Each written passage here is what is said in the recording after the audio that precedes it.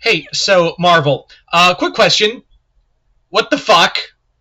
This is seriously like after how good Godzilla vs. Fantastic Four was, we've had mediocre, bad, in my opinion, and now this. We've had, we're almost done. We've got two more of these Godzilla versus Marvel comics, and then Godzilla destroys the Marvel universe in later issues. But right now, it's just been kind of like since Godzilla versus Fantastic Four, and there were things I liked about Godzilla versus Hulk, and Godzilla versus Spider-Man was just... I know people really dug Godzilla versus Spider-Man and saying that's their favorite. I just couldn't get behind it. I also couldn't get behind this. Godzilla versus X-Men. This was one I was really excited for. And look, I get it. I know contractually it's a Dwayne The Rock Johnson situation. What I mean by that is Toho contractually tells people in these crossovers Godzilla can't lose a fight. It's like Dwayne Johnson's contract. He can't lose a fight. That's how it is.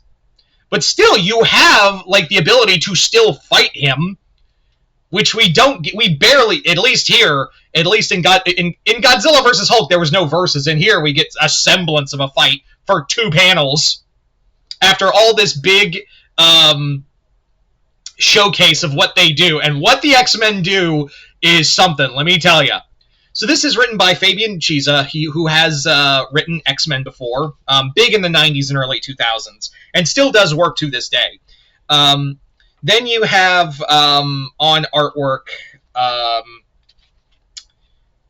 let's see, I should find the artist somewhere. I'm so professional on this channel, I swear. Emilio Laseo, hope I'm saying that last name right, I apologize if I'm not. But yeah, the artwork's pretty good.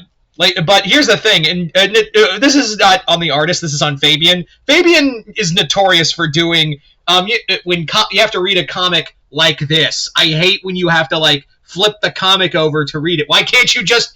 Why does it... Fabian is notorious of this. It's like a 90s trope we have not let go yet. The other thing, it happens twice in here! Twice! Anyway, getting back on topic. So what is this story about? Well, Godzilla has been sighted in Japan after decades of not being seen, which is funny because, again, we have no fucking idea what this fucking continuity is for Godzilla versus Marvel. Is it connected? Is it not? I don't think anyone knows. But yeah, Sunfire has been... for the past few weeks, Godzilla has been attacking Tokyo's harbor, and Sunfire has been desperately trying to fight them off. Funny that Big Hero 6 isn't here, but I digress. And yeah, so basically to keep the harbor safe and all of Tokyo safe, the governments reach out to the X-Men after Sunfire puts in a good word for them, and through there, Godzilla and the X-Men are in a conflict already. So Fabian Nicieza, he's good at writing X-Men. Like, everyone has a great voice in here. I can't deny that. I will say, though, that, like, if you're looking for Rogue, or she's not here, the team here is the 90s lineup minus Rogue and Jubilee. And if you're going also by the comics, Bishop's not here either. Or Psylocke. So it's really just kind of the big ones. You got... And they're all here, too, on this cover. You got Cyclops, you got Gambit, you got Beast, Wolverine, Storm, and Jean. And Xavier's here, who Xavier wants to reason with the monster because he basically sees Godzilla as a mutant as well. Which is not too far off, if I'm being honest. Like, Godzilla being seen as a mutant is kind of a neat idea, because technically he is a mutant. He wasn't born like one, but he was born from, he was mutated from atomic fire. So, Charles wants to reason with the monster because he knows Godzilla is capable of reason. But the company is building something. I wonder what that is. It's not Mechagodzilla. It's so much more ridiculous. And you're probably wondering, well, how does the X-Men battle Godzilla? How do they indeed? Are we going to see, like, Wolverine's claws and see if they can cut through Godzilla's hide? Are, Cyclops' optic blasts powerful enough to match Godzilla's radiation breath? Can Jean Grey reach into the monster's mind and shut his mind down? Can Storm conjure a weather pattern so powerful it can damage the King of the Monsters? Can Hank play chess against it? No, none of that happens. You want to know what happens? I'll tell you what happens. They steal the super adaptoid and you put their conscious together, thanks to Charles Xavier.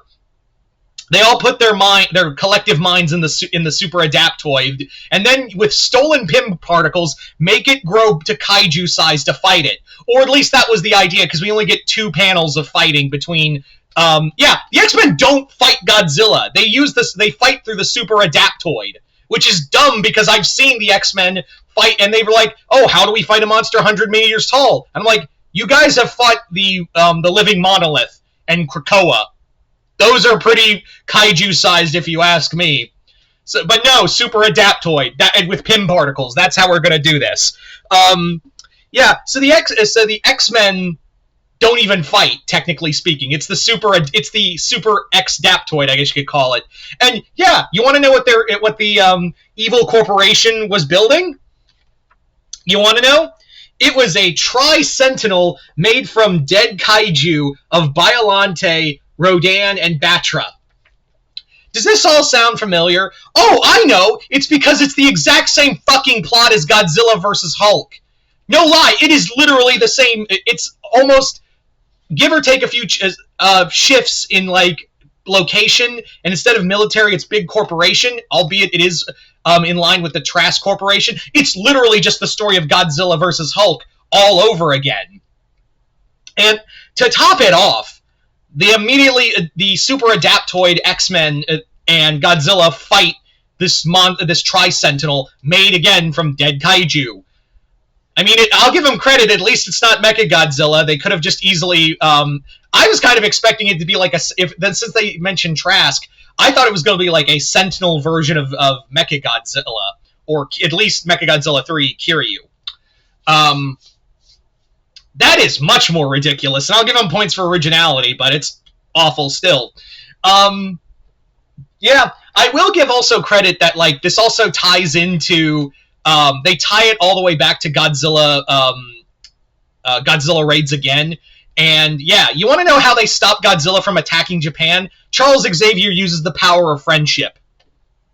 I'm not lying. He literally connects the guy who made that Tri-Sentinel abomination and Godzilla's mind together, shows the guy, see? Godzilla didn't mean to kill your family. He was trying to stop Anguirus. Can't you forgive him?